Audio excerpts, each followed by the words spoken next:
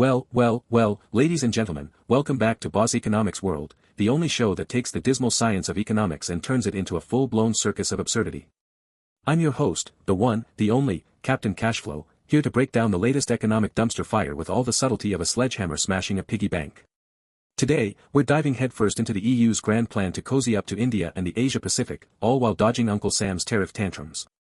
Oh, and let's not forget the EU's awkward climate date with China. Spoiler alert, it's complicated.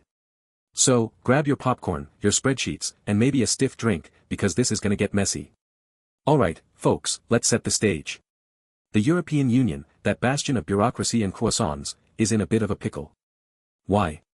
Because Donald Trump, yes, that Donald Trump, is back on his tariff tirade, threatening to slap the EU and its trading partners with what he calls reciprocal tariffs.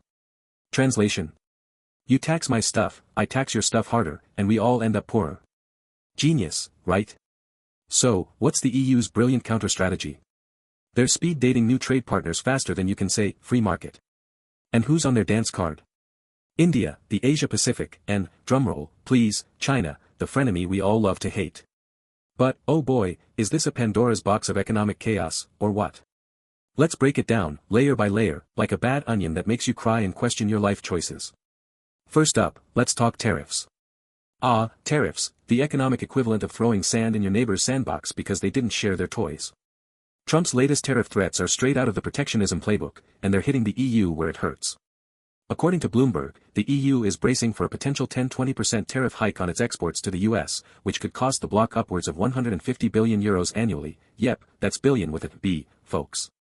Just to put that in perspective, that's enough to buy every EU citizen a lifetime supply of overpriced cappuccinos. And it's not just the EU, Trump's also eyeing Canada, Mexico, and anyone else who dares to trade with the US without kissing the ring. Now, here's the kicker, protectionism doesn't just hurt the target, it boomerangs right back at the aggressor. A 2024 study by the Peterson Institute for International Economics found that Trump's previous tariffs from 2018-2019 cost American consumers $40 billion a year in higher prices. And guess what? U.S. exporters lost $27 billion in sales due to retaliatory tariffs. So, while Trump's out there flexing his tariff muscles, the real losers are you, me, and the poor sap trying to buy a cheap toaster. But hey, at least the EU's got a plan: diversify, diversify, diversify. Which brings us to enter stage right, India and the Asia-Pacific, the EU's shiny new trade crushes.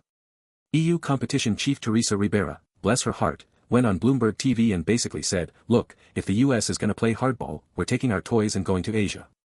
And honestly, who can blame them? India's economy is growing faster than a TikTok trend, with the IMF projecting a 7% GDP growth rate for 2024, making it the fastest growing major economy in the world. Meanwhile, the Asia-Pacific region accounts for 60% of global GDP and 40% of global trade, according to the World Bank. So, yeah, it's a pretty sweet sandbox to play in. Now, the EU's been flirting with India over a free trade agreement, FTA, for years, but things are finally heating up, with talks expected to wrap up by the end of 2024. If successful, this deal could boost EU-India trade by 100 billion euros annually, according to the European Commission. Think about it, more German cars on Indian roads, more Indian textiles in Parisian boutiques, and maybe, just maybe, a Bollywood remake of The Wolf of Wall Street. But here's the catch, India's no pushover. They're demanding better access for their IT professionals and generic drugs, while the EU's pushing for lower tariffs on wine, cheese, and cars. It's a classic trade negotiation standoff, everyone wants the good stuff, but nobody wants to give up their own. And let's not forget the risks, folks. Deepening ties with Asia-Pacific means navigating a geopolitical minefield. Take the EU's talks with ASEAN countries, sure, they're a $3 trillion market, but they're also caught in the crossfire of the US-China rivalry. Just look at the South China Sea disputes, where China's flexing its muscles and the US is playing sheriff. If the EU gets too cozy with Asia, they risk alienating the US even further. And if they don't, they're stuck eating Trump's tariff sandwich. Talk about a rock and a hard place. Now, let's zoom in on the EU's most awkward relationship, China. Oh, China, the economic dragon that keeps on giving and taking. Teresa Ribera's recent trip to Beijing was all about climate talks, but let's be real, the subtext was trade, trade, trade. The EU and China are like that couple who keeps breaking up and getting back together because the breakup sex, trade deals, is just too good.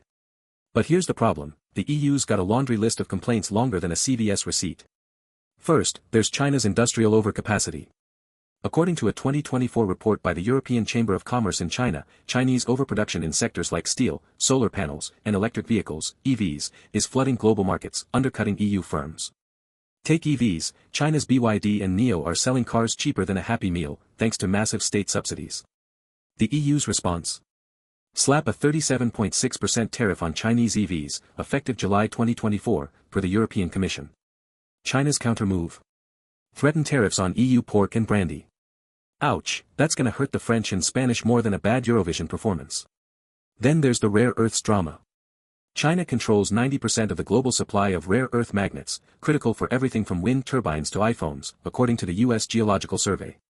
In 2023, they tightened export controls, leaving EU industries scrambling. Ribera called it a bottleneck, but let's call it what it is, economic blackmail. And don't even get me started on the EU's complaints about market access. EU firms in China face more red tape than a Soviet bureaucracy, while Chinese firms waltz into Europe like they own the place. Just look at Huawei's 5G rollout, until the EU said, nope, security risk. But hey, it's not all bad, right?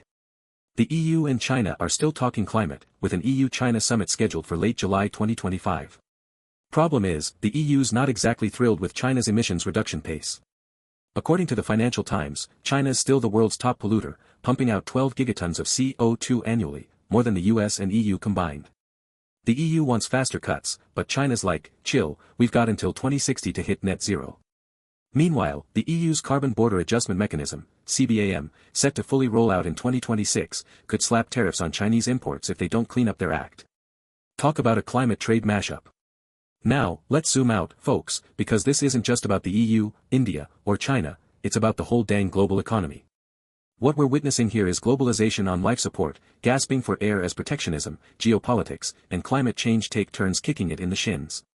The World Trade Organization, WTO, reported that global trade growth slowed to just 0.8% in 2023, down from 2.7% in 2022, thanks to rising tariffs and supply chain disruptions. And with the US, EU, and China all playing tit for tat, the risk of a full-blown trade war is higher than ever. And here's the scary part, trade wars don't just hurt trade, they hurt growth, jobs, and innovation. A 2024 IMF study warned that a 10% global tariff increase could shave 1% off global GDP by 2026. That's $1.4 trillion in lost output, folks, enough to fund a small country or two. And let's not forget the little guy. Small businesses, already battered by inflation and supply chain woes, are the first to get crushed when tariffs jack up costs. Just ask the German Mittelstand or the Indian SME sector, tariffs are their kryptonite. But hey, maybe this is all just a big game, right? The EU pivots to Asia, China plays hardball, and the US throws a tariff tantrum. Meanwhile, the rest of us are stuck paying higher prices, losing jobs, and watching the global economy turn into a reality TV show. And don't even get me started on climate change, because nothing says we're serious about saving the planet like a trade war over electric vehicles and rare earths. Bravo, world leaders, bravo. So, what's the takeaway, folks? The EU's pivot to India and Asia Pacific is a smart move, but it's not a silver bullet. Deepening trade ties takes years, not months, and the geopolitical risks are sky high. Meanwhile, the China conundrum isn't going anywhere. Until Beijing plays fair on trade and climate, the EU's stuck in a toxic relationship. And as for Trump's tariffs? Well, they're a lose-lose for everyone, but hey, at least they make for great TV. But here's the real question, dear viewers, can the global economy survive this mess? Or are we doomed to a future of trade wars, climate chaos, and economic stagnation? Tune in next week, when we'll tackle another economic train wreck with all the grace of a bull in a china shop. Until then, this is Captain Cashflow, reminding you, when life gives you tariffs, make lemonade, or just cry into your overpriced coffee. See ya.